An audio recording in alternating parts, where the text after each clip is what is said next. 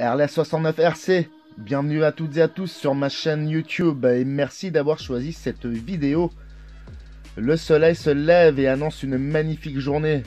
J'ai choisi de partager ces moments immortalisés du début de journée avec vous. Rien de tel qu'une belle balade à l'aube. Nice. Avant de commencer cette nouvelle expérience, je voulais juste préciser que j'utilise encore et toujours des récepteurs AS3X AR636 Spectrum que je paramètre moi-même. Bon visionnage.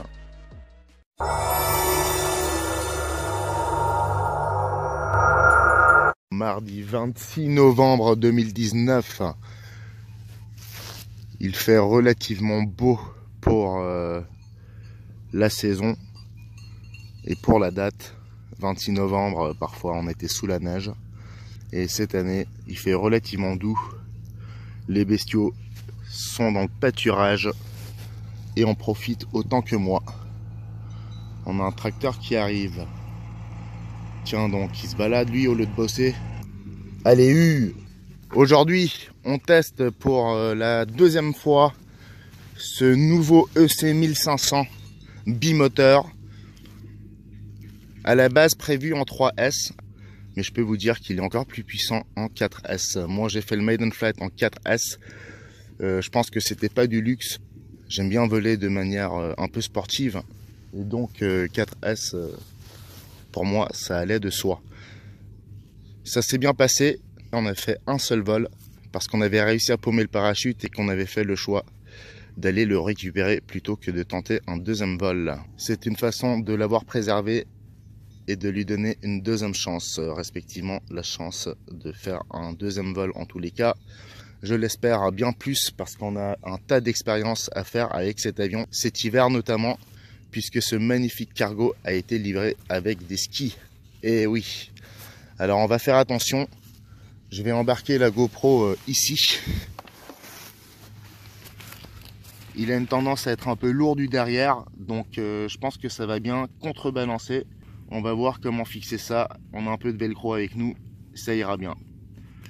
Par contre, par rapport à cette tendance de surpoids vers l'arrière, je suis dans la bonne fourchette de l'hypo au niveau de la taille et du poids. Je suis en 5000 mAh et donc je pense être dans la moyenne. Et par contre, il faudrait essayer de mettre la batterie le plus en avant possible. Moi, je l'avais mise en arrière pour bien laisser circuler le cerveau. Mais trop en arrière égale tail heavy. Il y a une petite circulation dans ce pays. On n'est plus chez nous. En espérant que ça tiendra. Il n'y a pas de raison que ça ne le fasse pas. Un bon velcro et le tour est joué. De toutes les manières, au pire des cas, elle tombe en arrière. Elle ne pourra pas aller bien loin.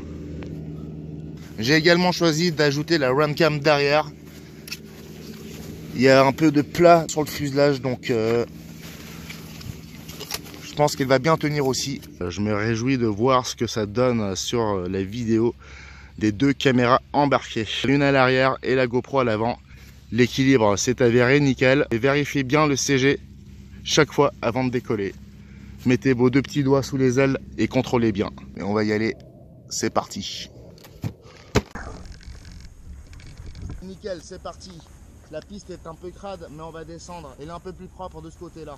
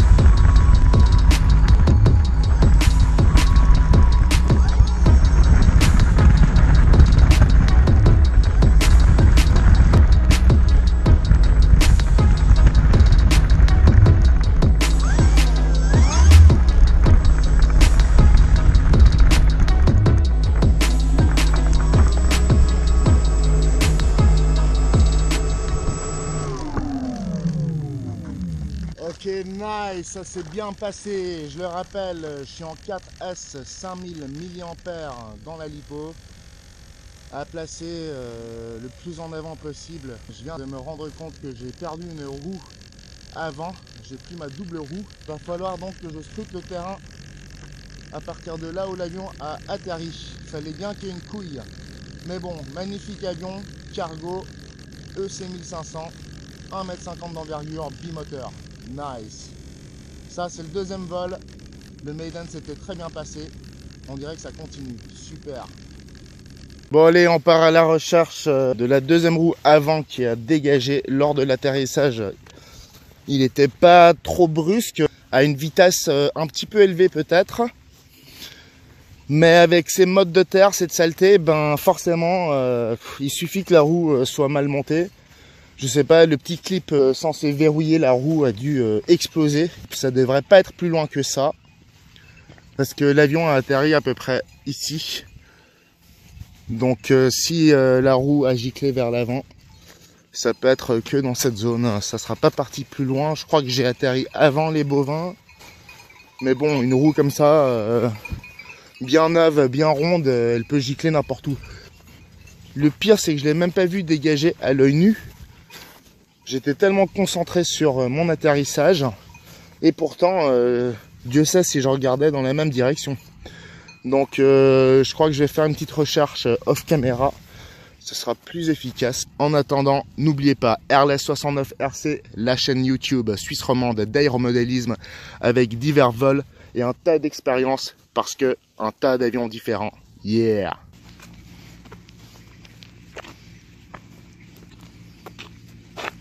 Oh tiens, c'est quoi ça? Ouh, ça c'est une pièce maîtresse. Il est où alors, la roue? Oh putain, oh le bol! Oh putain, ça fait une demi-heure que je cherche dans les prés. Le truc qui sert à rien, elle était là. Ça fait une demi-heure que je cherche et je me dis, elle a dû gicler à 5 mètres, elle a dû rebondir, je sais pas quoi. L'avion s'est affaissé ici, la roue pareil et la petite pièce de même. Stop, on se la refait, on reprend gentiment le parcours. À ce stade, même avec cet agrandissement, on ne se rend pas compte que la petite roue gise là au milieu, par terre. Au milieu de la poussière et la terre. En fait, j'ai scruté le terrain pendant une demi-heure et j'ai pas regardé seulement dans la prairie, j'ai regardé sur la route évidemment puisque je me suis déplacé dessus en faisant des allers-retours et je me suis rendu compte après coup qu'en fait les tracteurs et les véhicules qui faisaient des allers-retours l'avaient retournée et je pense qu'elle était invisible au milieu de la terre. Non mais c'est là qu'on voit franchement 3 milliards de trucs auxquels il faudrait penser mais on arrive toujours à oublier un truc. Serrer ces satanés vis avant de décoller parce que même d'usine ça tient pas ce bordel. Quel bol. Ça m'aurait embêté de recommander cette roue parce que c'est une taille que j'ai pas. Et je suis même sûr qu'ils ont sorti ce diamètre uniquement pour cet avion. Donc il aurait fallu l'acheter exprès. Bah, je suis bien content. Yes, et c'est ainsi que s'achève cette belle journée. Avec pas mal de soleil par-ci par-là. Juste ce qu'il fallait pour effectuer ce deuxième vol avec l'EC 1500 bimoteur 4S. Nice. Airless 69 RC, merci d'avoir visionné. Restez accrochés, cliquez ce pouce en l'air, abonnez-vous et activez la cloche de notification. Merci et à bientôt.